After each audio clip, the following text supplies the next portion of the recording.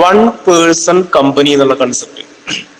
One person company or OPC എന്ന് പറയും. Okay, one person companies.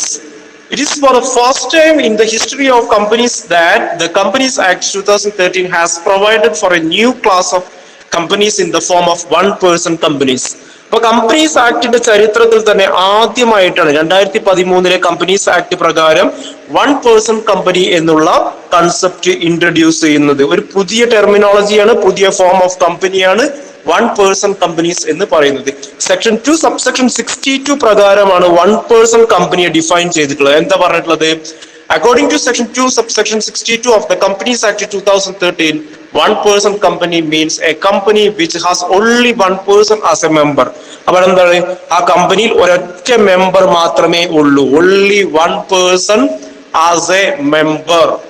One person company means a company which has only one person as a member. അപ്പോൾ കൃത്യമായിട്ട് മനസ്സിലാക്കണം, ആ കമ്പനിയിൽ ഒരൊറ്റ മെമ്പർ മാത്രമേ ഉള്ളൂ. According to section 3 of the company may be formed for any lawful purpose by any one person and it will be in the form of private company only and called one person company. അപ്പോൾ ഇത്തരത്തിലുള്ള കമ്പനികൾ ഒരു private company ആയിരിക്കും, private limited ആയിട്ടുള്ള company ആയിരിക്കും. അത് lawful നിയമപരമായിട്ടുള്ള ഒരു കാര്യം ചെയ്യുന്നതിന് വേണ്ടി അല്ലെങ്കിൽ ബിസിനസ് ആക്ടിവിറ്റി ചെയ്യപ്പെടുന്നതിന് വേണ്ടിയിട്ട് ഇത്തരത്തിൽ ഒരാൾക്ക് ഒരു കമ്പനി ഫോം ചെയ്യപ്പെടാം എന്നുള്ള ഒരു പ്രൊവിഷൻ സെക്ഷൻ 3 പറയപ്പെടുന്നുണ്ട്. അപ്പൊ അത്തരത്തിലുള്ള കമ്പനി പ്രൈവറ്റ് ആയിരിക്കും എന്നുള്ളതാണ് അവിടെ പറയപ്പെടുന്നത്. Such a company may be either a company limited by shares or company limited by guarantee or unlimited company. അപ്പൊ ഇത്തരത്തിലുള്ള കമ്പനി ഫോം ചെയ്യുമ്പോൾ ഷെയർ ഇഷ്യൂ ചെയ്തുകൊണ്ട് കമ്പനി ഫോം ചെയ്യാം, അല്ലെങ്കിൽ ഗ്യാരണ്ടി കമ്പനികളാവാം. അതായത് ആർട്സ്, സ്പോർട്സ് തുടങ്ങി കൾച്ചറൽ ഇത്തരം കാര്യങ്ങൾ സ്പോൺസർ അല്ലെങ്കിൽ ഇത്തരം കാര്യങ്ങളെ സപ്പോർട്ട് ചെയ്യപ്പെടുന്നതിനും അപ്ഗ്രേഡ് ചെയ്യപ്പെടുന്നതിനും വേണ്ടിയിട്ടാണ് ഒരു കമ്പനി ഫോം ചെയ്യപ്പെടുന്നതെങ്കിൽ അത്തരം കമ്പനീസിനെ ലിമിറ്റഡ് ബൈ ഗ്യാരണ്ടി എന്ന് പറയും. അത്തരം കമ്പനീസ് ആവാം. അല്ലെങ്കിൽ അൺലിമിറ്റഡ് കമ്പനീസ് ആയിരിക്കും, അതായത് അതിന്റെ ലാബിലിറ്റി എന്ന് പറയുന്നത് അൺലിമിറ്റഡ് ആയിരിക്കും എന്നുള്ളതാണ് പറയുന്നത്. അപ്പൊ ലിമിറ്റഡ് ബൈ ഷെയർസ് ആവാം, ലിമിറ്റഡ് ബൈ ഗ്യാരണ്ടി ആവാം, അൺലിമിറ്റഡ് കമ്പനീസും ആവാം. സെക്ഷൻ 2 സബ്സെക്ഷൻ 62 പ്രകാരം പറയുന്നത് one person company means a company which has only one person as a member. ഒരൊറ്റ ആള് മാത്രമേ മെമ്പർ ആയിട്ട് ഉള്ളൂ എന്നുള്ളതാണ്. സെക്ഷൻ 3 പ്രകാരം പറയുന്നത് അത് എങ്ങനെ ഫോം ചെയ്യാം എന്നുള്ളതാണ്. ഒരു പ്രൈവറ്റ് കമ്പനി ആയിട്ട് ഫോം ചെയ്യപ്പെടുകയും അത്തരത്തിലുള്ള കമ്പനി ലിമിറ്റഡ് ബൈ ഷെയർസ് ആയിട്ടോ ലിമിറ്റഡ് ബൈ ഗ്യാരണ്ടി ആയിട്ടോ അൺലിമിറ്റഡ് കമ്പനി ആയിട്ടോ ഫോം ചെയ്യാവുന്നതാണ്. It may be noted that four general purpose one person company is A private company only. As per 3 of Companies Incorporation Rule 2014, the following important provisions may be made regard to one person company. 2014 companies incorporation rules പ്രകാരം അതിലെ rule number 3 പ്രകാരം ഒരു one person company എങ്ങനെ ആയിരിക്കണം അതിന്റെ legal provisions പറയുന്നുണ്ട്. ആ legal provisions പ്രകാരം ഒരു വൺ പേഴ്സൺ കമ്പനി എന്ന് പറയുന്നത് natural one person Indian citizen and resident ആയിരിക്കണം എന്നാണ് ഒന്നാമത്തെ പ്രൊവിഷൻ ആയിട്ട് പറയുന്നത്. He should be a natural person, Indian citizen and a resident എന്നുള്ളതാണ്. Only a natural person who is an Indian citizen can and resident of in India shall be eligible to incorporate a one person company. ഒരു one person company form ചെയ്യപ്പെടുവാന് ഒരു Indian citizen ആയിട്ടുള്ള natural ആയിട്ടുള്ള human ബീയിങ്സും resident ആയിട്ടുള്ള Indian പീപ്പിളിനും മാത്രമേ എന്ത് ചെയ്യാൻ പറ്റുള്ളൂ, ഒരു വൺ പേഴ്സൺ കമ്പനി ഫോം ചെയ്യപ്പെടുക. 3 വാക്കുകളാണ് നാച്ചുറൽ വൺ പേഴ്സൺ, സാധാരണ ഹ്യൂമൻ ബീയിങ്, അതായത് ഭൗതികമായിട്ടുള്ള ശരീരമുള്ള സാധാരണ ഹ്യൂമൻ ബീയിങ്. രണ്ടാമത് പറയുന്നത് ഇന്ത്യൻ സിറ്റിസൺ ആയിരിക്കണം എന്നുള്ളതാണ്. ഇന്ത്യൻ സിറ്റിസൺ, ഒരു ഫോറിൻ പേഴ്സൺ അല്ലെങ്കിൽ ഒരു ഫോറിൻ സിറ്റിസൺ എന്ത് ചെയ്യാൻ കഴിയില്ല, ഈ ഒരു വൺ പേഴ്സൺ കമ്പനി ഇന്ത്യയിൽ ഫോം ചെയ്യാനും ഇന്ത്യയിൽ ആ ബിസിനസ് കണ്ടക്ട് ചെയ്യാനും കഴിയില്ല. മൂന്നാമത് പറയുന്നത് റെസിഡന്റ് ആയിരിക്കണം. റെസിഡന്റ് എന്ന് പറയുന്നത് ഈ ഫിനാൻഷ്യൽ ഇയറിന് തൊട്ട് മുമ്പുള്ള പ്രീവിയസ് ഇയറുകളിൽ ഫിനാൻഷ്യൽ ഇയറുകളിൽ 182 ഡേയ്സ് 182 ദിവസം ഇന്ത്യയിൽ ജീവിച്ചിട്ടുള്ള ആളെയാണ് എന്ത് പറയുന്നത്, റെസിഡന്റ് ഇന്ത്യൻ എന്ന് പറയുന്നത്. അപ്പൊ 182 ദിവസം ഈ കലണ്ടർ ഇയറിന് മുമ്പ് ഇന്ത്യയിൽ ജീവിച്ചിട്ടുള്ള ആളാണ് ആവുകയും വേണം. അതുപോലെ തന്നെ നാച്ചുറൽ ആയിട്ടുള്ള ഹ്യൂമൻ ബീയിങ് ആയിരിക്കണം. ഇന്ത്യൻ സിറ്റിസണും ആയിരിക്കണം. എങ്കിൽ മാത്രമേ എന്ത് ചെയ്യാൻ പറ്റുള്ളൂ, ഒരു 1% കമ്പനി ഫോം ചെയ്യാൻ പാടുകയുള്ളൂ. അടുത്ത നമ്പർ ഓഫ് കമ്പനീസ് എന്നുള്ളതാണ്. A natural person shall be eligible to incorporate only one person company, or natural person shall be eligible to become a nominee only in one such company. ഒരു സാധാരണ ഒരാൾക്ക് ഒരു company മാത്രം form ചെയ്യാൻ, അതായത് 1% company form ചെയ്യാനും ഒരു company മാത്രമേ നോമിനി ആയിട്ട് നിൽക്കാനും കഴിയുകയുള്ളൂ എന്നുള്ളതാണ്. മൂന്നാമത് പറയുന്നത് ചൂസിങ് ഓൺലി വൺ കമ്പനി.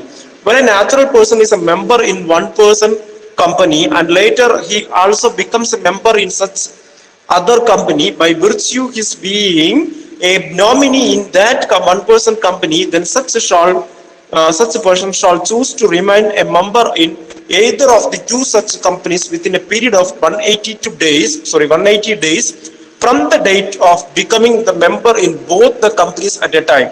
ആദ്യം ഒരു കമ്പനിയിൽ മെമ്പർ ആയിട്ടുള്ള അല്ലെങ്കിൽ നോമിനി ആവുകയും പിന്നീട് മറ്റൊരു 1% കമ്പനിയിൽ നോമിനി ആവുകയും ചെയ്തു കഴിഞ്ഞാൽ, അതായത് രണ്ട് കമ്പനികളിലും ഒരേ സമയം ഒരേ ആള് നോമിനി ആയി കഴിഞ്ഞാൽ 180 ദിവസത്തിനുള്ളിൽ ഏതെങ്കിലും ഒരു കമ്പനിയിലുള്ള നോമിനിഷിപ്പ് മാത്രം ചൂസ് ചെയ്യുകയും മറ്റത് ഒഴിവാക്കുകയും വേണം എന്നുള്ളതാണ് മൂന്നാമത്തെ കണ്ടീഷൻ, ലീഗൽ പ്രൊവിഷൻ ആയിട്ട് പറയുന്നത്.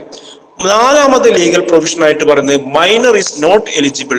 ഒരു മൈനർ ആയിട്ടുള്ള ആൾക്ക് 1% കമ്പനിയിൽ ഷെയറിനോ അല്ലെങ്കിൽ മറ്റു ഇൻട്രസ്റ്റിനോ വേണ്ടി പ്രവർത്തിക്കാനോ മെമ്പർഷിപ്പ് എടുക്കാനോ കഴിയില്ല എന്നുള്ളതാണ് നാലാമത്തെ ലീഗൽ പ്രൊവിഷൻ ആയിട്ട് പറയുന്നത്. അഞ്ചാമത്തെ ലീഗൽ പ്രൊവിഷൻ പറയുന്നത് no incorporation or concession in to licensed company. 1% company cannot be incorporated or converted into a licensed or charitable company under section 8 of the company.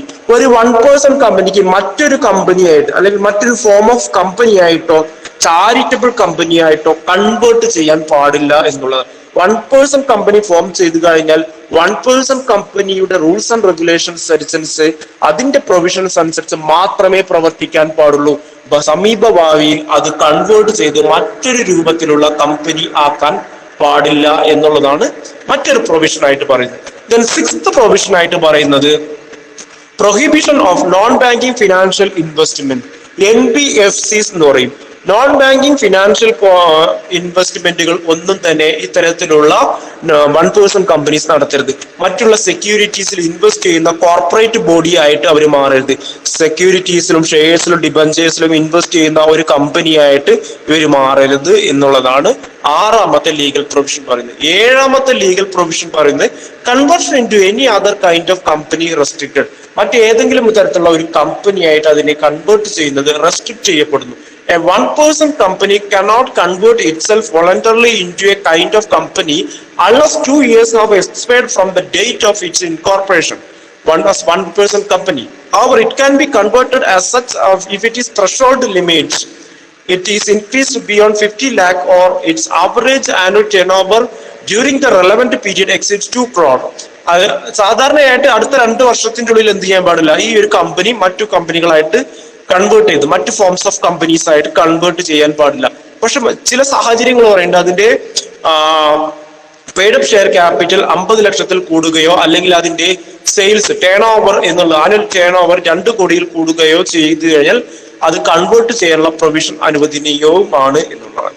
നമ്മൾ ഇന്ന് പഠിച്ചിട്ടുള്ളത് വാട്ട് ഈസ് 1% കമ്പനി എന്നുള്ളതാണ്. Section 2 subsection 62 പ്രകാരമാണ് 1% കമ്പനിയെ കുറിച്ച് define ചെയ്യപ്പെട്ടുള്ളത്.